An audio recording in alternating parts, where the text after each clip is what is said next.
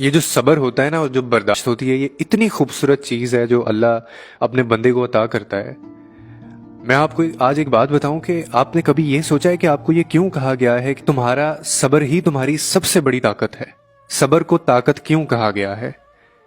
ہم کیا کرتے ہیں کہ جب ہمارے اوپر کوئی مشکل آتی ہے اور ہمیں یہ موقع ملتا ہے کہ ہم صبر کریں یا اس کی حکمت کو ہم سمجھیں، ہم کیا کرتے ہیں، ہم الٹا مایوس ہوتے ہیں اور مایوس ہو کے ہم چلنا ہی چھوڑ دیتے ہیں، صرف اس لیے کہ ہمیں ہماری منزل کا نہیں پتا۔ اور یہ کتنا اٹ از سو انفیئر کہ آپ اس وجہ سے چلنا ہی چھوڑ دیں، اس وجہ سے آپ مایوس ہو کے آپ چلنا چھوڑ دیں کہ آپ کو منزل کا ہی نہیں پتا کہ آپ کی منزل کون سی ہے یا پھر آپ کے لیے کیا بہتر ہے کیا نہیں بہتر ہے۔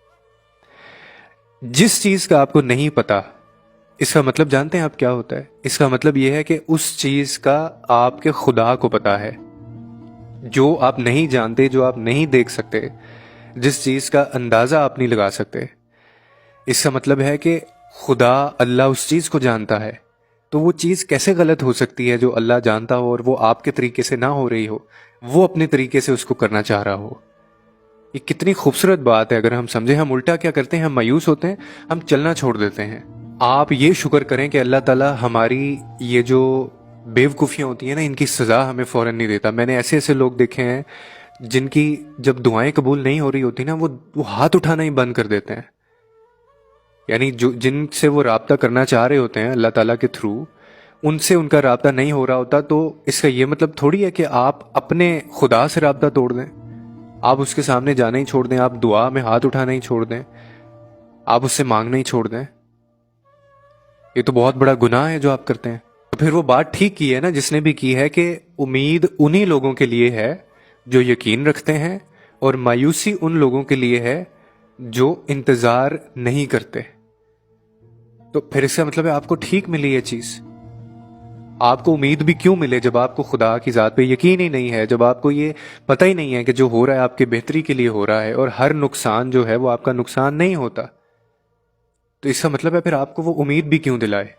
پھر آپ ان لوگوں میں شامل ہیں جو انتظار نہیں کرتے، اور جو انتظار نہیں کرتے ان کے لیے مایوسی ہے، اور آپ اسی لیے مایوس ہیں۔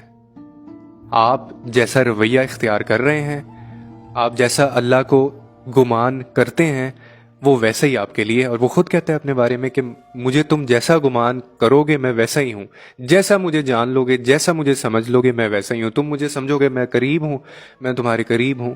تم مجھے سمجھو گے کہ میں 100 پردوں کے بیچ میں ہوں اور پتہ نہیں کتنے آسمانوں کے اوپر رہتا ہوں، اور اس کے بعد جا کے تم مجھ تک پہنچو گے تو پھر سمجھ لو میں تمہارے لیے دور ہوں۔ اللہ نے اتنی بڑی ہمیں طاقت دی ہوئی ہے نا، اللہ نے اپنے بندے کو اتنی بڑی طاقت سے نوازا ہے، اور وہ طاقت کون سی ہے؟ دعا اور صبر کی طاقت۔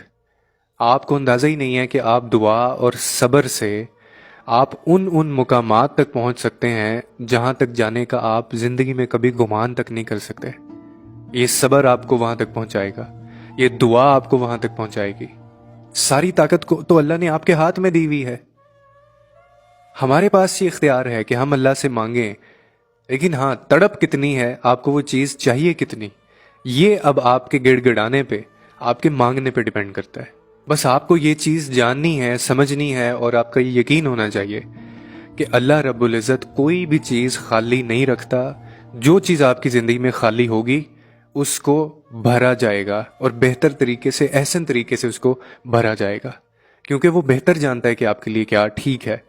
صرف اس وجہ سے کہ آپ کو منزل کا نہیں پتا، آپ کو نظر نہیں آ رہی، آپ کے سامنے پکچر کلیئر نہیں ہے، آپ سٹرگل کر رہے ہیں، صرف اس وجہ سے دعائیں مانگنا چھوڑ دینا، مایوس ہو جانا، یا پھر چلنا چھوڑ دینا، یہ بہت غلط بات ہوتی ہے۔ اور جو لوگ ایسا کرتے ہیں ان کے لیے پھر مایوسی ہی ہے۔ ان کو امید نہیں دلائی جاتی، ان کو امید نہیں ملتی۔ امید صرف ان کے لیے ہے جو یقین والے ہیں، جو اللہ پہ بھروسہ کرتے ہیں، جو صبر کرتے ہیں اور انتظار کرتے ہیں۔